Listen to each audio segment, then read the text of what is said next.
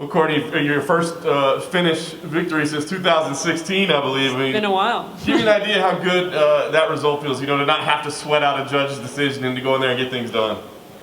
Great. It feels really good to get the finish. I think that's my third finish, and they've all been in the first round, so I mean, at least I have that going for me.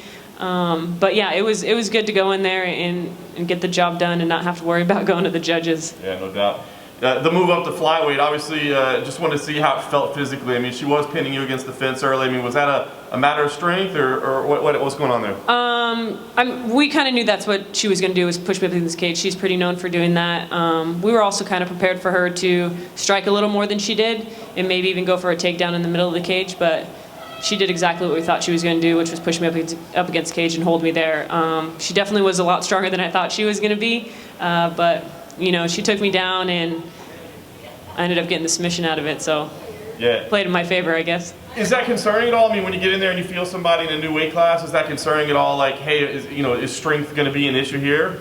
I don't think it is. I had a little over a year off. I was dealing with some injuries. A lot of my size came from rehab, but I was hoping to continue that going into camp, but with everything being shut down, we had to take a step back from strength and conditioning, more just priming the body and keeping the body ready. So I definitely think with a full fight camp and a full availability to train is going to be a huge difference in my next fight at 25 if that's what we choose to do.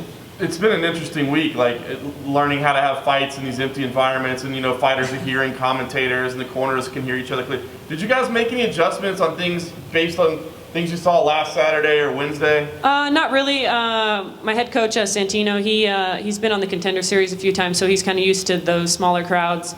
With the gym being pretty much closed to everyone, we had really small practices. We tried not to have music going when I was sparring. We had code words just so that they wouldn't be able to pick up on it. And other than that, I mean, just trained the same as best we could. Nice. Last thing for me, if this is a division it sounds like you're going to stay at for a while at least, are there names, are there fights, I mean, are there targets that you have already?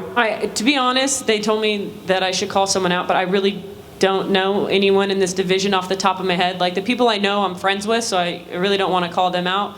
But I think Mara was ranked 14th when she fought Lauren Murphy, so she's up there. So I mean, whoever they give me, if they give me a top 15 girl, I'm happy. If they give me someone a little bit lower, I'm happy with that. But if I can get back in that cage before the end of the year, I'm going to be extremely happy.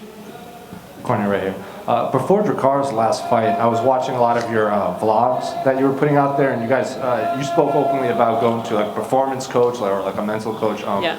Anthony Pettis said something similar, that he needed to get his mind right before he could get into his next fight. So can you speak a little bit on how important that aspect of the training camp is too? I think it's huge, honestly. With everything going on with COVID and stuff, I wasn't able to get in and see Greg, but I used all of his tools that he gave me getting ready for my other fights. And you really got to stay mentally tough when it comes to these kind of situations. Oh, the fight, something's going on down there. I don't know.